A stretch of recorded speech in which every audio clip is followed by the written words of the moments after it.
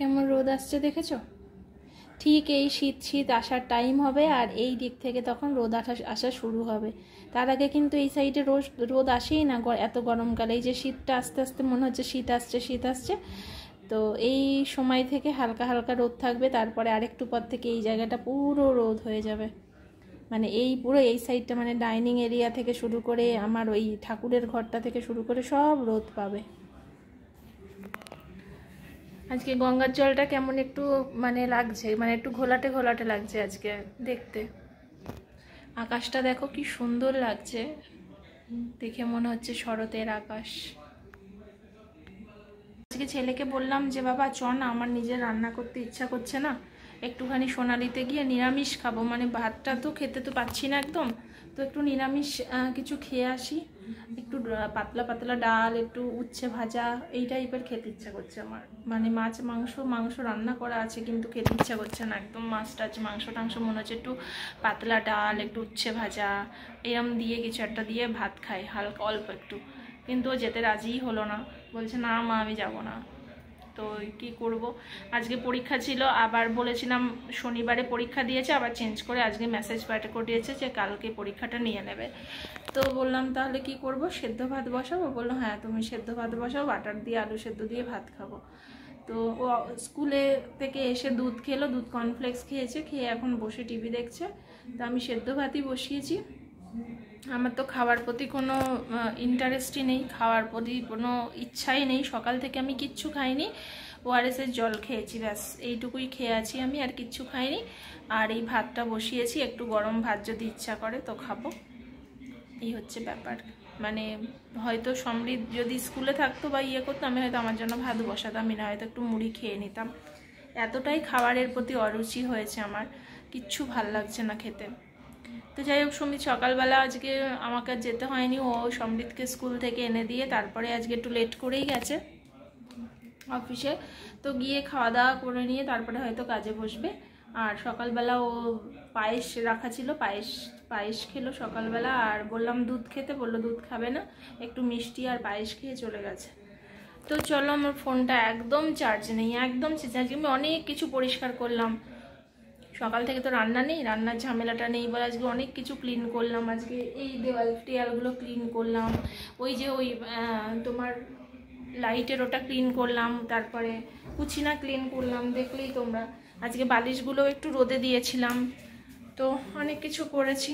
তো চলো আগে দেখি ভাতটার কি অবস্থা। তাড়াতাড়ি চলে আসবে, ঠিক আছে?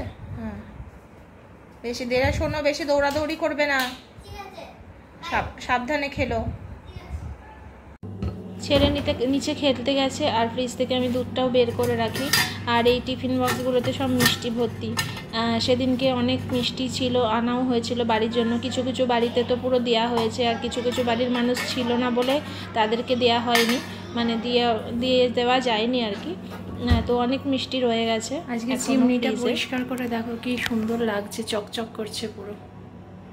তাও অনেক দিন পরে পরিষ্কার করলাম, এটা অনেকটা কম আর কি নোংরাটা হয়, মানে এইটা পরিষ্কার করাটা অনেকটা সহজ। আমার যখন বটতলার ওই চিমনিটা পরিষ্কার করাটা অনেক টাফ ছিল, ওই যে জালিগুলো এরকম দুটো থাকতো না, ওই জালিগুলো এত ঘন ঘন যে ওর ভেতরগুলো তেল আটকে গেলে খুব পরিষ্কার করতে অসুবিধা হতো। এটা কিন্তু অনেকটাই সুবিধা হয় পরিষ্কার করতে। গুড আফটারনুন ফ্রেন্ডস, এখন বাজে সন্ধে প্রায় 6টা। আর সমৃদ্ধ নিচে আছে, বললো একটু পরে আসবে, কালকে ওর এক্সামটা হয়ে যাবে, তো একটু পরে তারপরে গেল। আরও দুধটা বের করে রাখলাম, বিকেলে এসে দুধ মুড়ি খাবে, যেমন সকালে বললো দুধ কর্নফ্লেক্স খেয়েছে, বিকেলে খাবে দুধ মুড়ি, তো দুধটা বের করে রাখলাম। আর আমি তো আজকে সন্ধেও দিতে পারবো না, সন্ধে ওকে দিয়েই দেওয়াতে হবে, তো ওয়েট করছি কখন আসবে, সন্ধেটা একটু দিয়ে দেবে ও। তো রাত্রেবেলা আজকে দেখি সুমিত আসে কি খেতে চায়, রুটি খাবে নাকি ভাত খাবে। রুটি খেলে খাবে, রাত্রে চিকেন আছে মিষ্টি আছে, যদি রুটি খাবে, আর না হলে ভাত বসিয়ে দেবো। তো এই হচ্ছে ব্যাপার। কালকে রাত্রে তো আমি মুড়ি খেয়েছি, কালকে রাত্রেবেলা আমি একটুখানি সামান্য চিকেন দিয়ে মুড়ি খেয়েছি, সকাল থেকে কিছু খাইনি, দুপুরে ওই এক মুঠো খুব সামান্য একটু ভাত, মানে সেদ্ধ ভাত এই খেয়ে আছি। তো খাওয়ার প্রতি যেন ইন্টারেস্টটা একদমই চলে গেছে, কিছুই খেতে ইচ্ছা করছে না। আর মাঝে মাঝে একটা হালকা পেট ব্যথা ভাবটা হচ্ছে, মনে হচ্ছে আমাশা পুরো জমে গেছে আর কি, সেই জন্য এই প্রবলেমটা হচ্ছে। তো যাই হোক, দেখা যাক কি হয়। ছোট ছোট কিছু মশা দেখছি ইদানিং আমার ঘরে আসছে, তো দেখা যাক কি হয়। জলটা জমার জন্য কি হচ্ছে বুঝতে পারছি না, কিন্তু আমি তো জল চেঞ্জ করি। আজকে সকালে ওইটা জল চেঞ্জ করে দিয়েছি, এই যে এই গাছটার জল, এই গাছটার জল আমি সকালে চেঞ্জ করে দিয়েছি, ওটা চেঞ্জ করি। মশাটা আসলে মনে হয় দরজা খুলে রাখার জন্য লিফট দিয়ে যাও, 2-4টে উঠে পড়ছে, চলে আসছে ঘরের মধ্যে, সেটাই হচ্ছে। তো একটা গুড নাইট আনিয়ে রাখতে হবে। নর্মালি তো গুড নাইট আমার লাগতো না, কিন্তু ইদানিং দেখছি 2-4টে করে মশা ঢুকে যাচ্ছে ঘরের মধ্যে, আর এই সময়টাই ডেঙ্গুর খুব ভয় থাকে। একটা গুড নাইট এনে রাখতে হবে। তো চলো পরে আসছি। হ্যাঁ, এবার মোমবাতিটা আস্তে আস্তে ইয়ে করে ধূপকাঠিটা জ্বালিয়ে নাও, একসাথে পারবে না, ওটা ফেলে দাও। হ্যাঁ,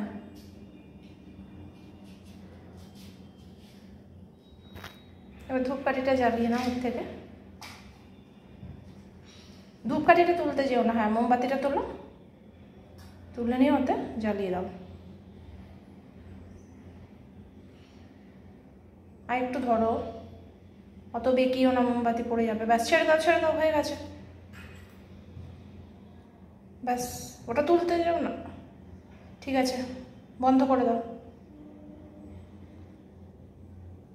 হ্যাঁ, এবার সব ঘরে দেখিয়ে দাও, ঠাকুরকে দেখাও আগে, দাঁড়িয়ে আগে ঠাকুরকে দেখাও। ওটাকে বন্ধ করো, আস্তে করে রাখো, হাত পুড়ে না যায় দেখো। একটু পেছনে, ঠিক আছে। এবার গ্লাসে করে জল নিয়ে এসো, বেশি ভরবে না, অল্প পড়ে যাবে না হলে। না, বাটি পরিষ্কারই আছে, ছেড়ে দাও, সকালে তো বাবা মেজে দেয়। ব্যাস, বেশি ভরো না, এই আইটু ফেলে দাও, নাহলে নিয়ে যেতে অসুবিধা হবে, ফেলতে যাবে। ব্যাস, ঠিক আছে।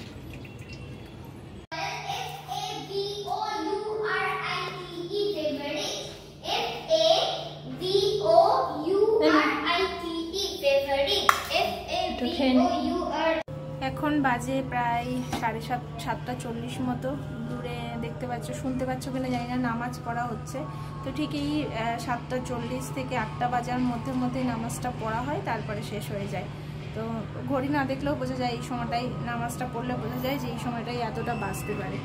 তো যাই হোক, এখনই বাড়িতে ফোন করছিলাম, কথা বলছিলাম বাড়িতে, বাবা মাকে বলছে কি করছিস তুই, বাবা মাকে বলছিলাম যে গণেশ পুজোতে আসতে পারো, আমি এখন যাবো না, আমার শরীরটা ভালো নেই, তোমরা আসতে পারো। তো এই ফ্ল্যাটে মানে এখানে শিফট করার পরে বাবার একটু অসুবিধা হয় এখানে আসতে, তার কারণ হচ্ছে বাবা প্রায় রাত 3:30-টের সময় উঠে পড়ে। এটা বাবা মানে ছোটোবেলা থেকেই আমরা দেখে আসছি, অভ্যাস হচ্ছে 3:30, 3টে মানে এরম টাইম উঠে পড়বে। আর উঠে পড়ে তখন এখানে আসলে কি হয়, আমরা তো একটু লেট করে উঠি, তো সেটা হচ্ছে পোষায় না আর কি। দ্বিতীয়ত হচ্ছে এখানে আসার পর প্রবলেমটা কি হয়েছে, লিফটের ব্যাপারগুলো বাবা এখন অতটা ধরতে পারে না বা বুঝতে পারে না, কারণ তারা তো এই ধরনের জিনিস ইউজ করতে মানে অতটা নয়, তারা সাধারণ মানুষ, সাধারণভাবে গ্রামের মানুষ আর কি। তারা যদিও আমাদের ওটা সেই গ্রাম বলতে সেরকম গ্রাম নয়, তবুও মানে বাড়িতে থেকে যেটা অভ্যাস, সেটা তো এখানে এসে অনেক কিছু সিস্টেম আছে, সেগুলো অতটা বুঝতে পারছে না। তাই জন্য বলে তোরা ঘুমিয়ে থাকবে, আমাদের কত তাড়াতাড়ি ঘুম ভেঙে যায়, তারপরে যে নিচে চলে যাবো একা একা সেটাও পারি না। আগে ওই ফ্ল্যাটে থাকতে সিঁড়ি দিয়ে নেমে চলে যেত, কোনো অসুবিধা ছিল না। এখানে তো সিঁড়িও ইউজ করতে পারবে না, কারণ সিঁড়ি দিয়ে নামাটা সম্ভবই না, ওরা বুঝতেই পারবে না। তার জন্য বলছে যে না, যাবো না, ওই অসুবিধা হয়, লিফটটা ঠিক মতো ব্যবহার করতে পারছি না, এই হচ্ছে ব্যাপার। তাই আমি বললাম যে এরম বললে হবে, সব কিছুই তো শিখতে হয়, কেউ তো সব কিছু শিখে আসে না, আস্তে আস্তেই শিখে যাবে, কয়েকবার আস্তে আস্তে দেখবে তখন ঠিক পেরে যাবে। ওখানেও যে খুব একটা লিফট ইউজ করতো তা না, কিন্তু ওখানে সুবিধাটা ছিল সিঁড়ি ইউজ করতো, সিঁড়ি দিয়ে টুক করে নেমে চলে যেত।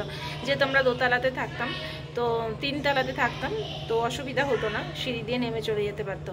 কিন্তু এখানে তো সিঁড়ি ইউজ করতে পারছে না, আর লিফট ইউজ করতে একদমই সাহস পায় না, ভয় পায়। তো আর এখানে তো আবার 3টে লিফট, একটা নয় 3টে লিফট, আরও তো গন্ডগোল হয়ে যাওয়ার কথা।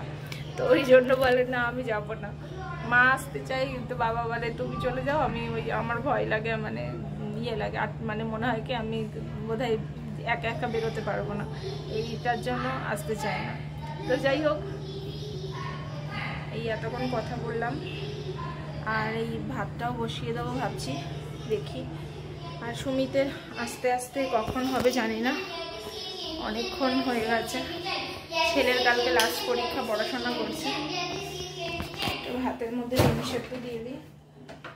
আমি যখনই ফ্রিজে ডিম রাখি, ডিমগুলোকে কিন্তু ধুয়ে রাখি, কোনো সময় ডিম আমি এমনি রাখি না, সবসময় ডিম ফ্রিজে আমি ধুয়ে রেখে দিই। তারপরেও যখন দেবো ভাতের মধ্যে আমি এটাকে কিন্তু ধুয়েই দেবো।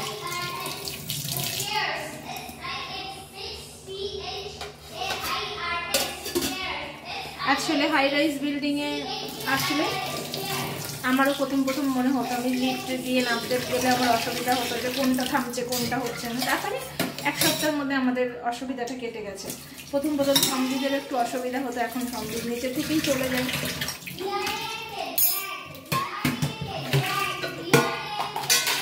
এমন কিছু হাতে ঘোরা ব্যাপার নয়, যদি একটু শিখতে পারে তাহলে কোনো অসুবিধাই হয় না, যদি শেখার ইচ্ছা থাকে তাহলে কোনো অসুবিধা হয় না।